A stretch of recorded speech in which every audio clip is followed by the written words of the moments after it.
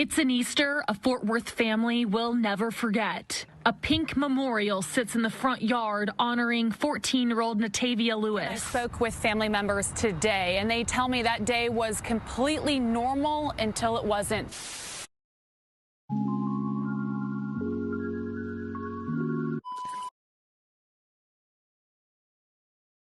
Easter weekend is supposed to be a time of celebration and remembrance, but it turned into tragedy for one family.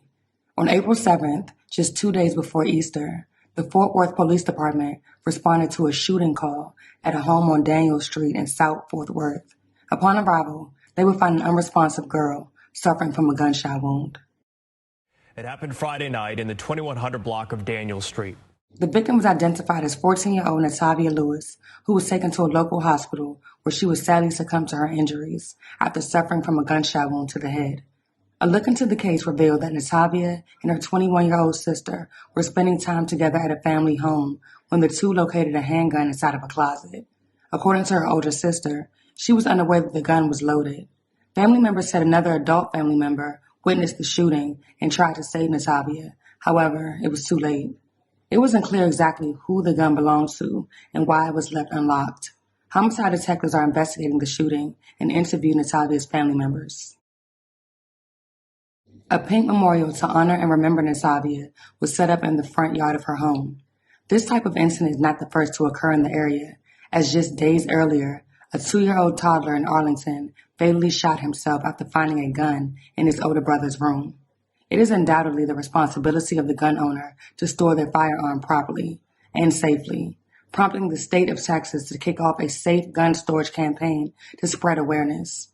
They encourage gun owners to store firearms through the use of trigger locks, biometric locks, gun cases, strong boxes, gun cabinets, or gun safes. Other safety measures include storing ammunition properly and keeping others from accessing stored firearms, such as family, friends, children, or other visitors. Family members say the teenager and a 21-year-old sister found the gun without knowing it was loaded. The gun discharged and killed the 14-year-old. Fox 4's Peyton Yeager joins us with more about the incident. Peyton.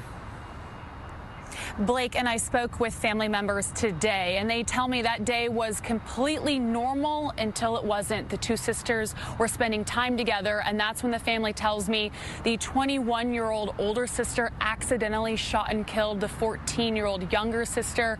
Another adult family member was present for the shooting.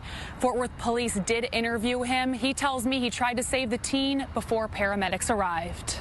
It's an Easter a Fort Worth family will never forget. A pink memorial sits in the front yard honoring 14-year-old Natavia Lewis. Fort Worth police responded to the home on Daniel Street in South Fort Worth Friday and found the teenager with a gunshot wound to the head. Investigators believe this was an accident. Family members say Lewis and her 21-year-old sister found the firearm in a closet. They tell Fox 4 Lewis's older sister thought the gun wasn't loaded, but it went off and Lewis was struck. She was later pronounced dead. However, it's still unclear who the gun belonged to. We were here. We heard a shot, and then we heard screaming. Just a few houses down, Mamie Calton says she knows the girl's grandfather. We're good friends. We grew up together, and I didn't know it was her until the next day when he came up and told me what had happened.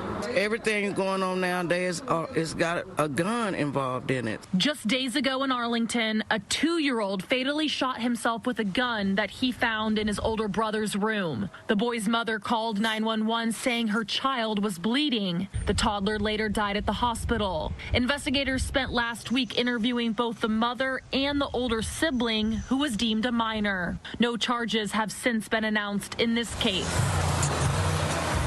Back in Fort Worth, neighbors on Daniel Street spent the holiday together. But for one home, the day was spent much different. 2 days before Easter, that's horrible. As of right now, there have been no arrests in the case, and police do not expect to file charges. The case remains ongoing.